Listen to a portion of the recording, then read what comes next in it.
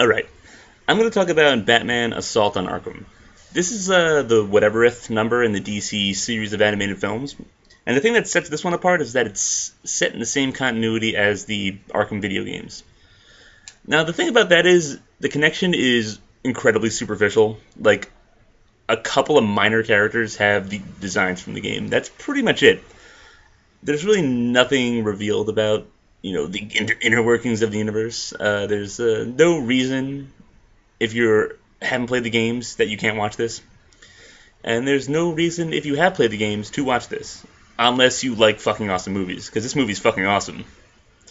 The thing to keep in mind about this movie is that although it's called Batman Assault on Arkham, it's a total bait and switch. Batman's like in 20 minutes of this movie at best.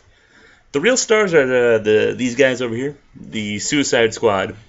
And if you don't know, the Suicide Squad is when the government picks up some villains, injects bombs in their necks, and do some missions, and we'll take the bomb out. Uh, good stuff. Deadshot's on it a lot. Bane was on it, I think. That was Secret Six. Harley Quinn's on it a lot for whatever reason. I like Harley Quinn, but I can't imagine Amanda Waller sitting there like, we have a covert mission in Kandak that needs subtlety and precision. Why don't we get that goofy girl who talks like Betty Boop? She'll really be a major asset in that endeavor. I don't know why Harley Quinn's on the team usually.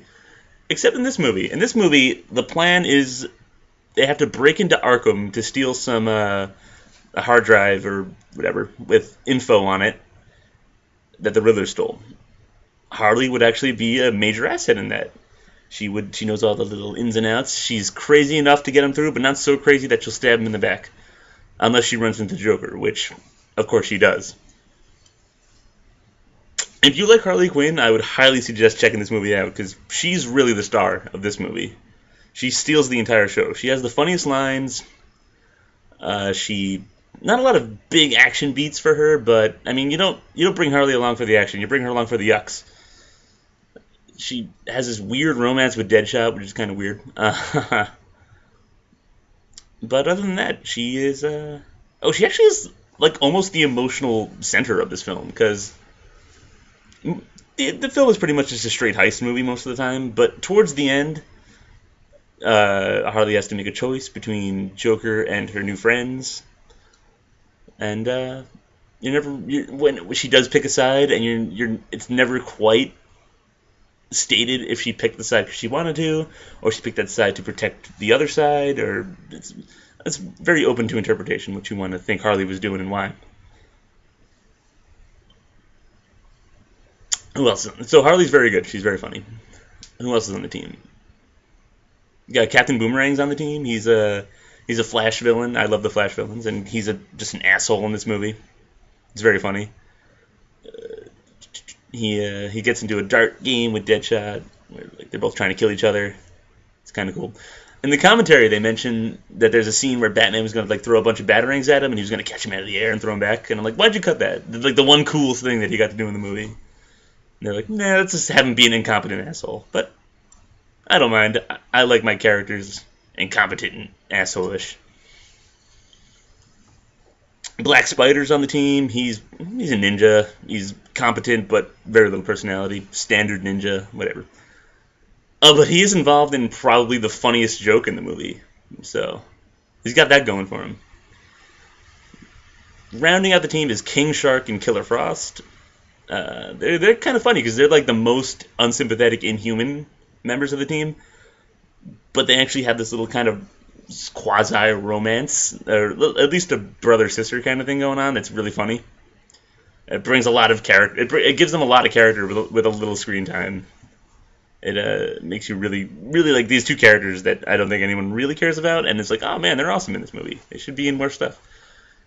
Individually, they're okay. King Shark's a big dude, big dumb guy, voiced by John DiMaggio. That's probably all I had to say was he was voiced by John DiMaggio, so you can kind of get his character. Killer Frost is just deadpan, sarcastic type. Think Raven from Teen Titans. So they're okay. Leading this team, this is the one problem I have with this movie. The leader of the team is Deadshot, and he is not good in this movie, I don't think. He's his very straight. He's played very straight, very deadpan. It's weird. He's voiced by Neil McDonough, who played Dum Dum Dugan in the Captain America movie. So the guy can be like charming, but I guess he just didn't have good direction in this movie. But it's not just the voice; it's also the writing. The problem with this is that they make Deadshot the protagonist of the film. That's not his wheelhouse. Deadshot isn't really like the kind of guy who's like, "Come on, team, we're gonna pull through this." Deadshot's the kind of guy who's like, "I don't give a fuck." He's gonna make little sarcastic quips and not give a fuck about the mission. That's kind of where his strengths are. That's where he's relaxed. But he's kind of pushed into this leader position in this movie, which might have been good if he's grudgingly dragging all these kooks along, trying to get his mission done while they're all fighting. But he never really demonstrates any real leadership qualities. He's just kind of there. He doesn't do any kind of funny lines. He's just kind of there. He does a couple of badass things, but who doesn't in this movie? He has like maybe two good jokes. A lot of jokes in this movie. It's almost like a Marvel movie in tone-wise, where it's like very, very quippy, very Joss Whedon-y. But yeah, Deadshot could have been better. They tried to give him like a sappy story with his daughter. It's always his daughter. His daughter could be compromised. Like her identity could be compromised if the information gets out. So like all of Deadshot's enemies will be after her. But it just doesn't work. He's dead. If they wanted a protagonist, they should have like a serious guy. They should have went with like Catman, I think, or something. Catman is really good at that, like leadership role, leading a bunch of crazy motherfuckers role, or Scandal Savage. But she's more of a home base kind, I think. Speaking of home base, we got Amanda Waller in here. She's for those not in the know, she's like a more morally ambiguous Nick Fury. She kind of doesn't come across very good in this movie. She's very she kind of loses control almost instantly once the bad guys get into Arkham. She's just like yelling at them like, "What's going on in there? Just talk to me, Goose." Yeah, she doesn't come off very good in this movie. Who does come across very good in this movie is the Joker. The Joker is really great in this movie. The Joker's they usually handle Joker pretty well. I mean, I feel like he'd be a fun character to write for because you can just do whatever the fuck you want. But he comes across like he could very easily be unlikable. He could very easily be likable, and luckily in this movie it's the latter. And he's voiced by Troy Baker, who's just doing a pitch perfect Mark Hamill. So if Mark Hamill does never want to do the Joker again, then they got this guy waiting in the wings. I hope Mark wasn't holding out for more money because that kind of backfired. Yeah, but other than that, the movie was a lot of good action, a lot of good little cameos from Arkham inmates. Kevin Conroy's great as always. The plot kind of gets away from it, but that's not this movie's not really about the plot. You just want to see these crazy dudes doing crazy things, I think. Yeah, that's really all I have to say about it. It's not that complex of a film. It's just really good.